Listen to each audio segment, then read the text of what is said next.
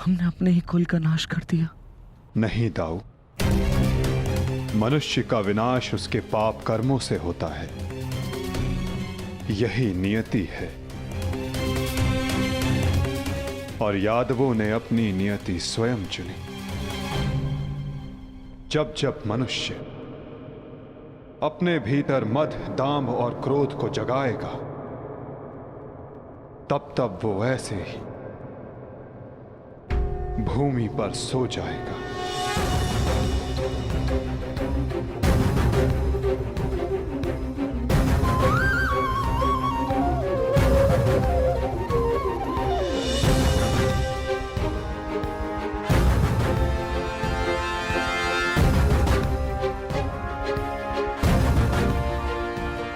ये विनाश संसार के लिए एक उदाहरण होगा कि मद से उपजित क्रोध सदैव अपना और अपनों का सर्वनाश करता है। दाऊ, माता गांधारी का श्राप और यादवों के पाप ने दोनों ने मिलकर सब समाप्त कर दिया। दाऊ, किंतु इन सब का अर्थ क्या है कान्हा?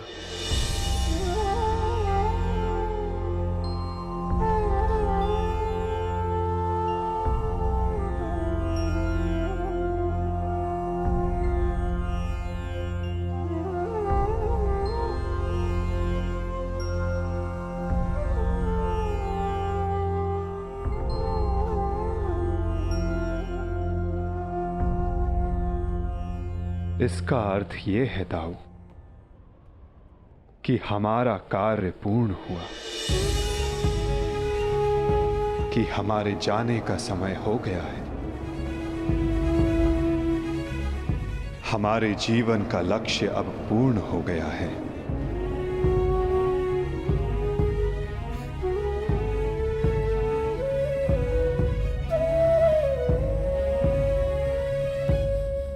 जब अंत आ रहा है तो प्रारंभ से हो। प्रारंभ से ही मैं श्री हरि का सेवक रहा हूं, तो अंत भी उनके चरणों में ही हो।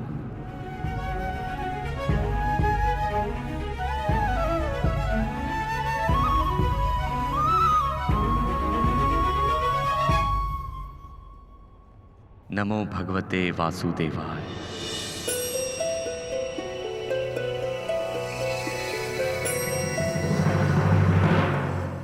जब अंत आ रहा है तो प्रारंभ से हो। प्रारंभ से ही मैं श्री हरि का सेवक रहा हूं, तो अंत भी उनके चरणों में ही हो।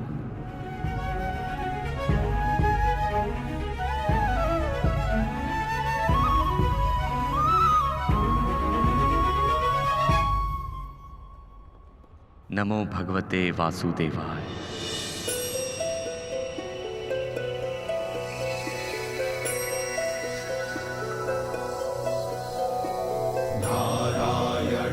नमस्कृत्य नरं चैव नरोत्तमं देवीं सरस्वतीं व्यासं ततो जयम् उदीरयेत्। नारायणं नमस्कृत्य नरं चैव नरोत्तमं देवीं सरस्वतीं व्यासं ततो जयम् उदीरयेत्। नारायणं नमस्कृत्य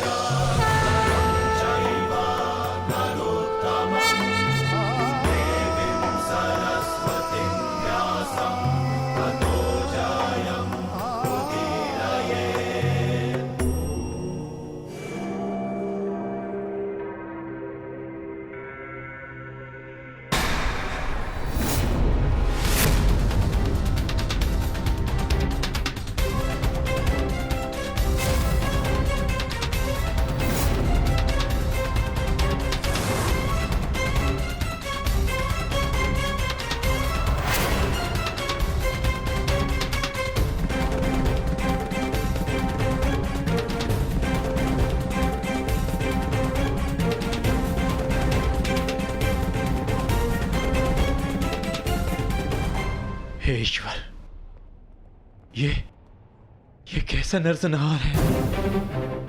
कहीं माधव इसी अंत की बात तो नहीं कर रहे थे? परंतु माधव है कहां? माधव कहां हैं आप?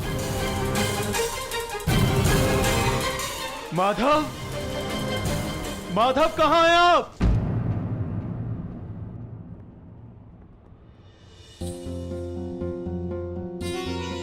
ये तो माधव के चरण चिन्ह है।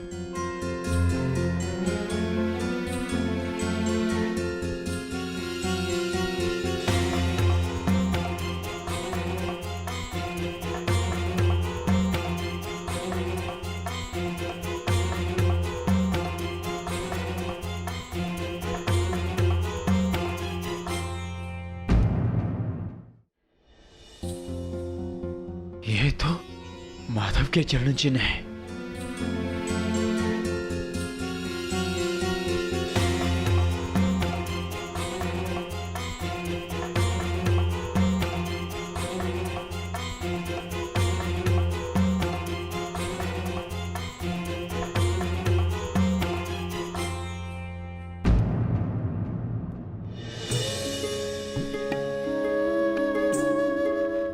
माधव,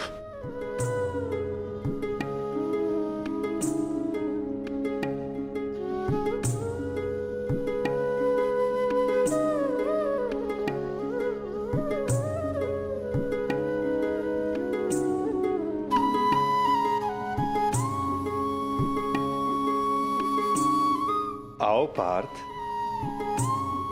तुम्हारी ही प्रतीक्षा थी।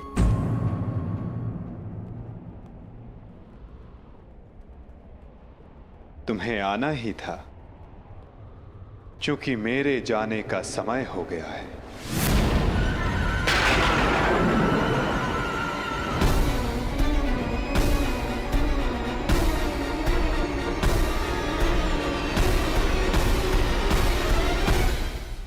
ये सब क्या हो गया माधव?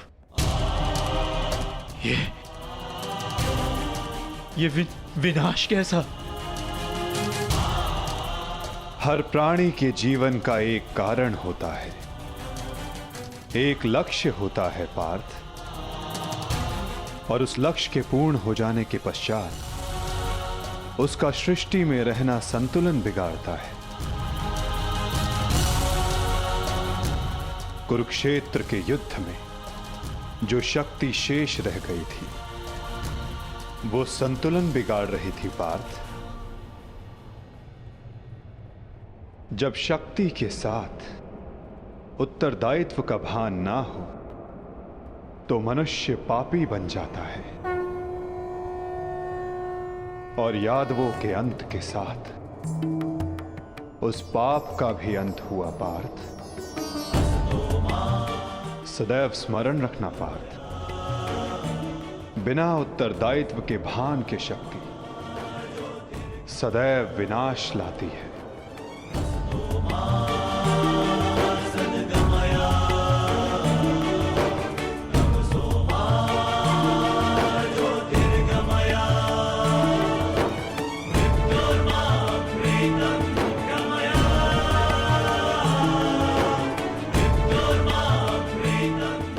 मेरे लिए क्या आदेश है माधव?